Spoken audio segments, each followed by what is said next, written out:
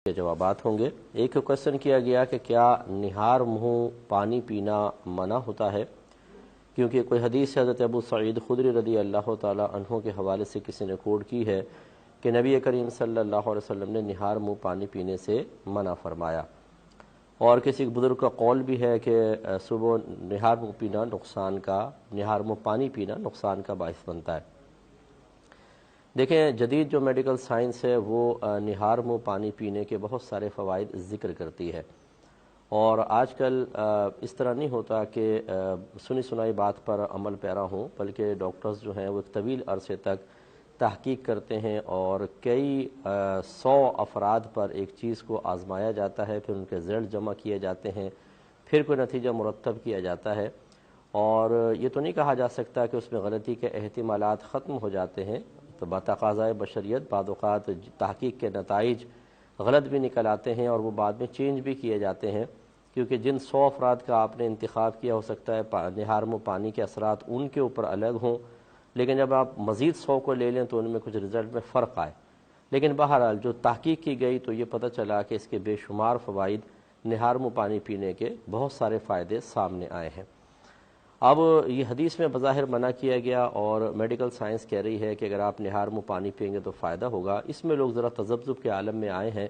اور کچھ پریشانی کا اظہار بھی مجھ سے بھی کئی دفعہ کیا ہے، تو بھی یہ سوال آ گیا تو میں نے کہا چلے اس کو شامل پروگرام کر لیا جائے۔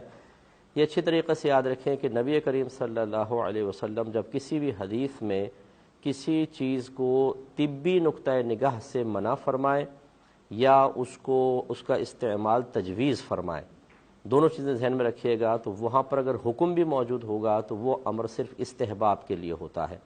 اسی طرح اگر منع کیا گیا ہو تو سمجھ لیں اس منع پر پھر بھی آپ عمل کریں تو خلاف اولا بنے گا، یعنی ترک مستحب ہوگا۔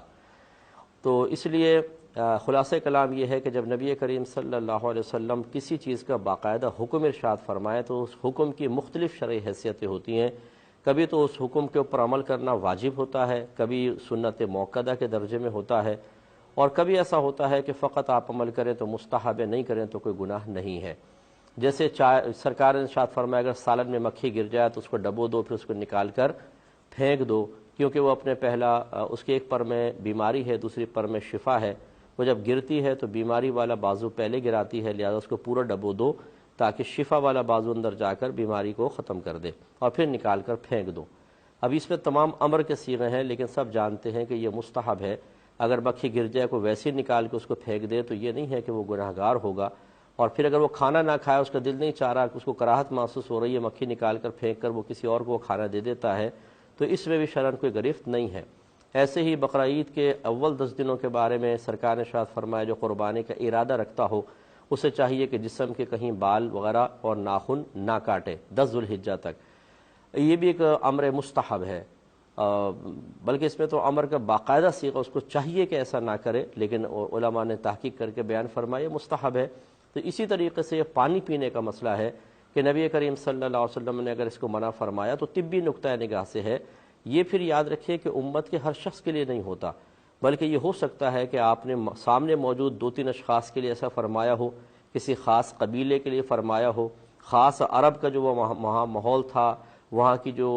آبا و فضا تھی اور جو کچھ آب و ہوا تھی اس کے حوالے سے سرکار نے فرمایا ہو، لہذا دوسرے علاقے والے، دوسری جگہ والے، دوسری طبیعت رکھنے والے اگر اس میں فائدہ محسوس کریں اور اس کو اختیار کریں تو شرعاً کوئی قباحت نہیں ہے۔ جیسے نبی کریم صلی اللہ علیہ وسلم نے شہد کے بے شمار فائدے بیان فرمائے اور فرمایا اللہ تعالیٰ نے اس میں تقریباً ہر بیماری کی شفا رکھی ہے۔ سرکار نے فرمایا شہد استعمال کرو، اللہ نے اس میں شفا رکھی ہے، لیکن کیا یہ ہر شخص شہد استعمال کر سکتا ہے؟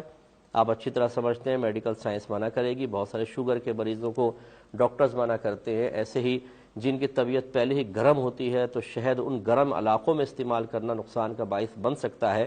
پھر مقدار کے اعتبار سے فرق پڑ سکتا ہے کہ زیادہ مقدار میں کریں تو نقصان کا باعث، کم مقدار میں کریں تو کوئی نقصان نہیں۔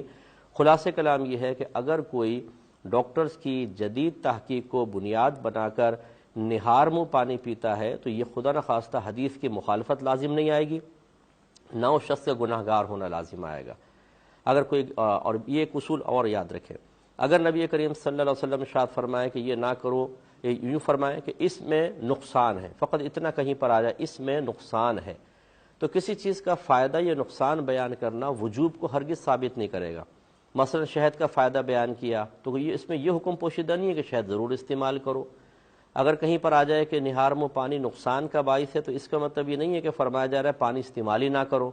بلکہ وہ ایک مشورہ ہوتا ہے۔ ہو سکتا ہے کہ یہ ایک شخص کے لیے نقصان کا باعث ہو لیکن دوسرے کے لیے فائدہ مند ہو، تو اس لیے آپ استعمال کرنا چاہیں تو کوئی حرج نہیں ہے۔ ایک کالر ہمارے